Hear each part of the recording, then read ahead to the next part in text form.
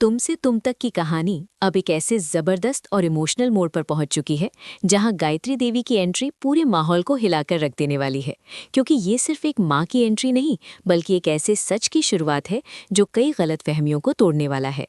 आर्यवर्धन और उनकी माँ गायत्री देवी जब शर्मा जी से मिलने के लिए हॉस्पिटल जाने की तैयारी कर रहे होते हैं, तब दोनों के दिल में सिर्फ एक ही उम्मीद होती है कि शायद बात संभल जाए। लेकिन उससे पहले ही पुष्पा जी के हाथ वो वीडियो लग जाता है जो पूरी कहानी का सबसे बड़ा सच खोल देता है। और ये साफ हो जाता है कि शर्मा जी को हार्ट अटैक किसी बीमारी की वजह से नहीं, बल्कि एक गहरे इमोशनल शॉक की वजह से आया था। जैसे ही अनु को इस बात का अंदाजा होता है, उसका दिल जोर से धड़कने लगता है, क्योंकि उसे समझ आ जाता है कि पुष्पा जी का सारा गुस्सा अब उस पर निकलने वाला है और वो खुद को इस तूफान के बीच अकेला महसूस करने लगती है।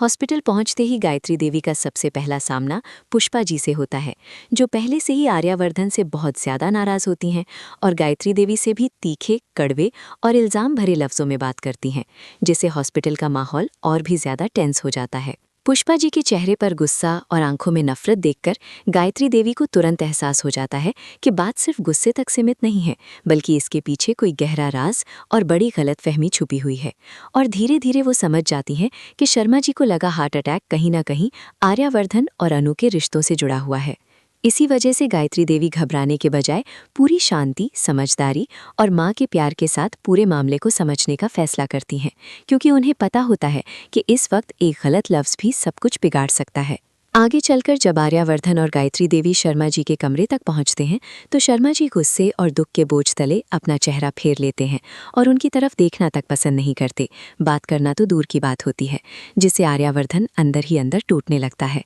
लेकिन गायत्री देवी अपने बेटे के आंसुओं और उसके प्यार को देखकर अपना सारा अहंकार एक तरफ रख देती हैं और शर्मा जी और पुष्पा जी के सामने हाथ जोड़कर मिन्नत करती हैं। उनसे कहती हैं कि आर्यवर्धन और अनु का रिश्ता कोई गलती या जिद नहीं, बल्कि दो सच्चे दिलों का प्यार है, जिसे तोड़ना सिर्फ दो जिंदगियों को बर्बाद करना होगा। गायत्री देवी के इतने समझाने के बाद भी शर्मा जी अपने फैसले पर अडिग रहते हैं और अनु को मजबूर कर देते हैं कि वो आर्यवर्धन से हर तरह का रिश्ता तोड़ ले, ना उससे मिले और ना उससे बात करे, जो अनु के लिए जिंदगी का सबसे